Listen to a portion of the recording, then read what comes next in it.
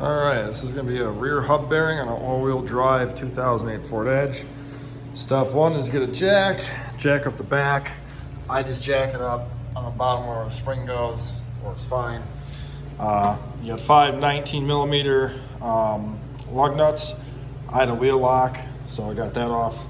Once you get to this point, as you can tell, my brakes are super rusty. You have a 15 millimeter bolt here. Then you got a 15 right here, with an access hole here. For the lower one, all you got to do is just take yourself the little 3-inch extension and a socket here, and it will fit nicely over that. Put your ratchet on there, break them loose. Okay, so once you have those loose, take the screw bolts out. Then you pull the caliper off. Now, depending on how you want to do this, you can just pry it off, or try and get a screwdriver in here and try and pull it back to compress the piston a little bit in there to have it come off. And when you get it off, you want to set it out of the way, but don't let it hang by your brake hose. That'll break the brake hose. So I'm just going to pry mine off because this stuff is so old and rusted out anyway. Really not that worried about it. Like I say, you might not want to do that. And then just take her and just move it up out of the way. Try not to bend the brake hose too much here. There we go, that'll work, okay. Then you gotta take your rotor off. Now, obviously mine is super rusty. Could never believe it's only like 1.5 years old. So, take your hammer and you're gonna hammer around the face of this to get this off. There we go. Now, if you had a parking brake, unlike me, your shoes would ride on the inside of this. This would be your drum. As you can tell, I have done the delete because, well, this thing's 241,000 miles on it, and I'm not gonna mess with that, so be it. Now, this is your nut you need to remove. As you can tell, mine is super rusty. Factory, I believe they're a 35 millimeter. I've done this wheel bearing a couple different times with some China ones, and it keeps going out. So I bought a nice one from Advance now, but if you don't have an impact to get this off, you have to do it by hand. Put your tire back on, lower it down with your center cap out. So this is resting on the ground. Take your big breaker bar with your socket, bust it loose, get this nut almost all the way off, jack it back up, take the tire back off, and then you can get that out. So I'm gonna go ahead and get mine loose and I'll be right back. Okay, so I got mine off. Mine was a 32 millimeter aftermarket. Yours, if it's never been off before, it'll be a 35. But yeah, that just goes on there. If your axle is stuck, if you cannot push this in a little bit, take a hammer, put the nut on there, a few threads, and just kind of tap on it and bang it through. If you have an air hammer, you can air hammer a little bit on here too, but just don't mushroom the end of this off, because then you can't get the nut on or off. If you need to use some heat, use some heat. So once you get that off, push this back, and then your 4 bolts are here, here, there, and there. Now obviously, if this has never been off and you live in the salt belt, before you even attempt to get these out, get the torch out. Don't play any games. Get the torch out and heat up these eyelets, because this is what the bolt looks like. Okay, it's a T60, and now as you can see, I anti-seized these last time I put them in here, so mine came out fairly decent. I'm not gonna lie, it is a bear to get these out, because the axle in here, it's so hard to work around that to get these bolts out. You kind of got to just work it and get your finger on it and push the, I end up using a snap-on flex ratchet with a 3-inch extension, a swivel, and then a T60 Torx bit. And when I go to get the bolts out, I will push the axle as far as I can to try and maneuver this into the bolt head. And like I say, it is kind of a bear to do, and you do not want to strip these out on the inside. If you strip that out, you're really screwed. So if it's never been off before, go to the hardware store, get a MAP gas or a propane torch, or if you're at a shop, get the big acetylene torch out and heat these ears up so they're nice and hot. That's what I had to do the first time I did this. As you can tell, this thing is very rusty and has seen better days. But I'm happy I anti-seized these last time because that one came out just fine. So I'm gonna pull the rest of these out and we'll go from there. Okay, so I got all my bolts out. Quick tip. The two top ones, I go from the top to do them. This is what I use for every single bolt, okay? Two top ones, I go from up here, move this out of the way and get to them.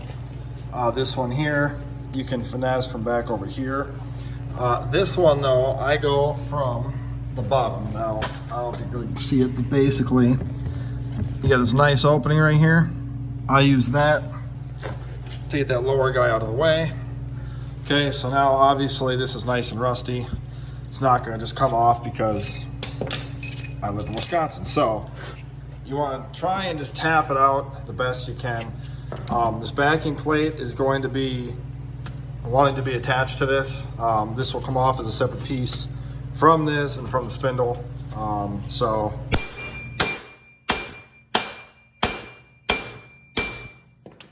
you want to get rust in your shoe. That's really nice too. Take your caliper and just kind of move it up out of the way again here. This stupid thing is just kind of, if you got some string or something, you know, tie it up a little bit. I don't, so whatever. And then push your axle through there. And like I say, this here wants to be in one as this, so you can just kind of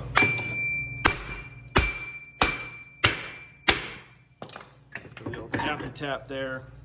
You'll see it start to separate a little bit.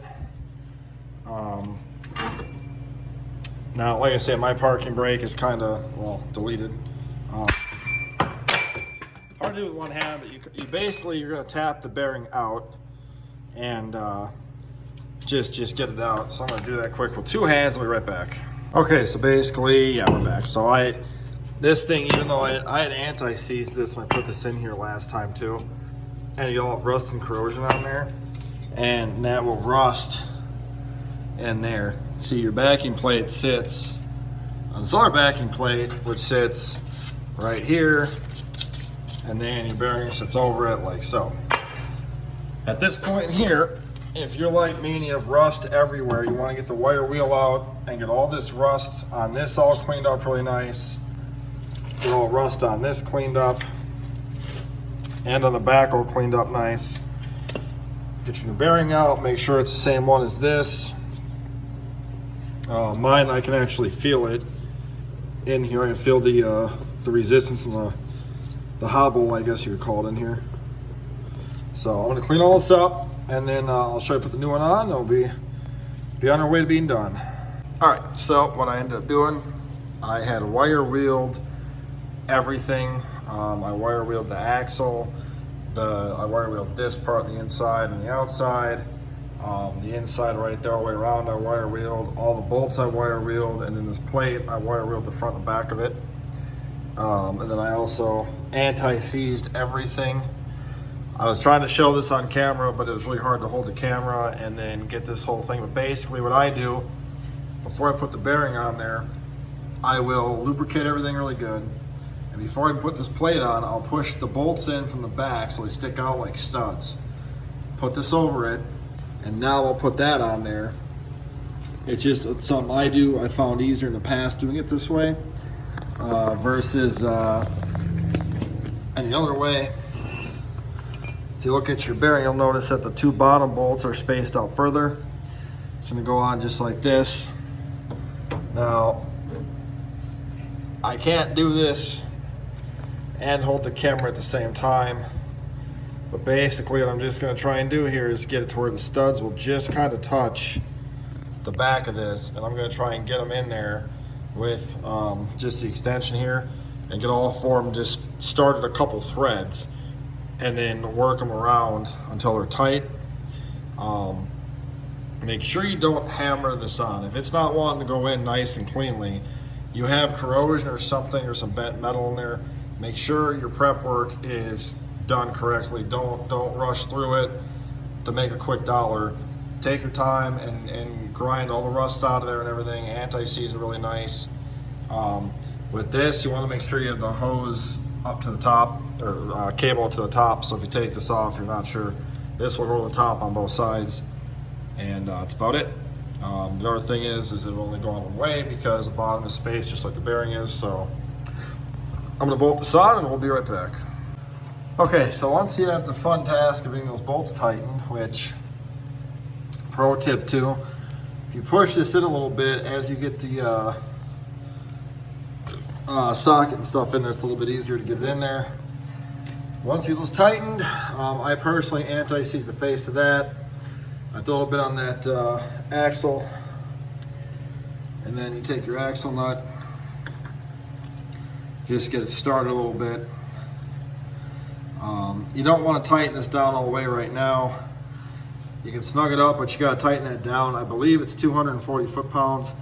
If I recall, I might be wrong on that. Double check your specs, because I could be wrong. I gotta soak mine up.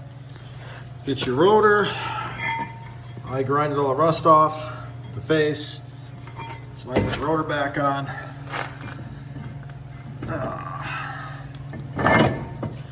All right, and then I'm gonna personally anti-seize around this to try and help prevent more rust. And then once you get this on, all you gotta do then is toss your caliper back on, tighten that down, put the tire back on here, bolt it on, lower it down, and then torque this big nut. And then once that's done, jack it back up, and then put your hubcap back in the tire.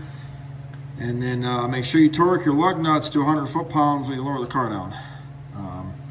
That's all you gotta do. Hope this helps you out. If it does, give me a thumbs up, and we'll talk to you guys later. Thanks for watching.